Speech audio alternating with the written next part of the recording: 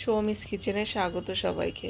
আজকে দারুণ স্বাদের রেসিপি নিয়ে আসলাম তোমাদের জন্য, পালক পনির রেস্টুরেন্ট স্টাইলের। তো চলো দেখো, রেসিপিটা ভীষণ ভালো লাগবে এটা। এখানে দেখো 1 গ্লাস জল দিয়ে দিয়েছি আমি, আর পালং শাকটা 5-6 বার ভালো করে আমি ধুয়ে নিয়েছি। যেহেতু শাক মাটি থাকে প্রচুর, তা ভালো করে আমি ধুয়ে নিয়েছি। এবার দেখো শাকগুলো সব আমি দিয়ে দিলাম, দিয়ে একটু নাড়াচাড়া করে এখানে এখানে আমার ভিডিওটা তোলা হয়নি, এখানে আমি অল্প একটু লেবুর রস দিয়ে দিয়েছি। কেননা শাক যেহেতু একটু তেতো ভাব যদি থাকে সেটা কেটে যাবে, প্লাস কাঁচা যে গন্ধটা সেটাও চলে যাবে, তার জন্য একটু লেবুর রস দিয়েছি। আর এখানে দেখো কটা রসুন কোয়া, আর একটু আদা কুচি, আর এখানে 2টো বড় সাইজের টমেটো দিয়েছি। এটা আমি মিক্সচারে পেস্ট করে নেব। রিফাইন তেল দিয়ে দিলাম, আর এখানে 2 চামচ রিফাইন তেল দিয়েছি। আর একটু জিরে ফোড়নের জন্য শুকনো লঙ্কা, তেজপাতা আর গোটা গরম মশলা দিলাম। আর এখানে বড় সাইজের 2টো পেঁয়াজ কুচি দিয়ে একটু সামান্য লবণ দিয়ে দিলাম, পেঁয়াজটা নরম হওয়ার জন্য, তাড়াতাড়ি হবে। দিয়ে এটা আমি একটু হালকা ব্রাউন কালার করে নেব। এখানে দেখো আমি 200 গ্রাম পানির নিয়েছি, যে প্যাকেটের যে পানিরগুলো ওগুলো দিয়ে আমি এইভাবে কেটে নিয়েছি। তারপরে দেখো পেঁয়াজটা ভাজা হয়ে গেছে, যে মশলাটা আমি করেছিলাম লঙ্কা, আদা, টমেটো, সেটা দিয়ে দিলাম আমি। দিয়ে এটা আমি ভালো করে একটু কষিয়ে নেব। আর এই দেখো পালং শাকটা আমি মিক্সচার গ্রাইন্ডে পেস্ট করে নিয়েছি। এই দেখো মশলাটা হয়ে গেছে। এখানে আমি জিরে ধনের গুঁড়ো দিয়ে দিলাম 1 টিস্পুন করে, লাল লঙ্কার গুঁড়ো, রেড চিলি পাউডার পরিমাণ মতো, হলুদ গুঁড়ো, সব দিয়ে ভালো করে কষিয়ে তেলও ছেড়ে এসছে।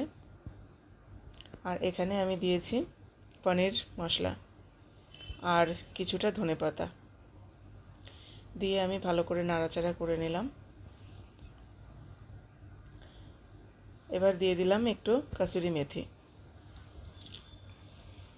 আর একটু গরম মশলা। মিডিয়াম ফ্লেমে মশলাটা কষাবে, আর সামান্য একটু চিনি, ঝালটা ব্যালেন্স থাকার জন্য।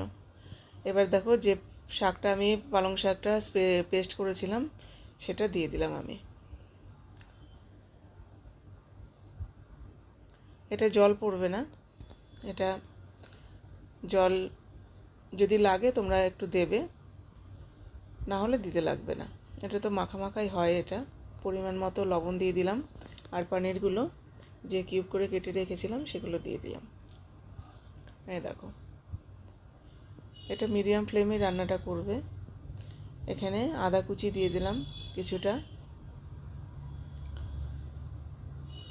এবার দিয়ে দিচ্ছি ফ্রেশ ক্রিম, একটু বেশ খানিকটা ফ্রেশ ক্রিম দিয়ে দিলাম। এটা দিলে ভীষণ টেস্টি হয়। এবার দেখো রান্নাটা প্রায় আমার রেডি হয়ে গেছে। এখানে আমি বড় চামচের 1 চামচ ঘি দিয়ে দিলাম, একটা শুকনো লঙ্কা আর সামান্য একটু জিরে ফোড়ন দিয়ে এটা আমি এবার ছক লাগাবো। এই দেখো এইভাবে স্বাদটা আরও বেশি ভালো লাগবে। এবার বেশ ভালো করে মিশিয়ে নাড়াচাড়া করে এই দেখো এবার আমি সার্ভ করছি গরম গরম। এটা রুটি, পরোটা, নান একদম জমে যাবে। বাড়িতে গেস্ট আসলেও এভাবে তোমরা বানিয়ে দিতে পারো, ভীষণ খুশি হবে। ভীষণ টেস্টি একটা খাবার, ভীষণই টেস্টি খাবার এটা। তোমরা এইভাবে বানিয়ে খেয়ে দেখো। এই দেখো কালারটা দেখো, এরকম হবে। রেসিপিটা ভালো লাগলে লাইক করো, শেয়ার করো, কমেন্ট করো, আর চ্যানেলটা সাবস্ক্রাইব করো। Thank you.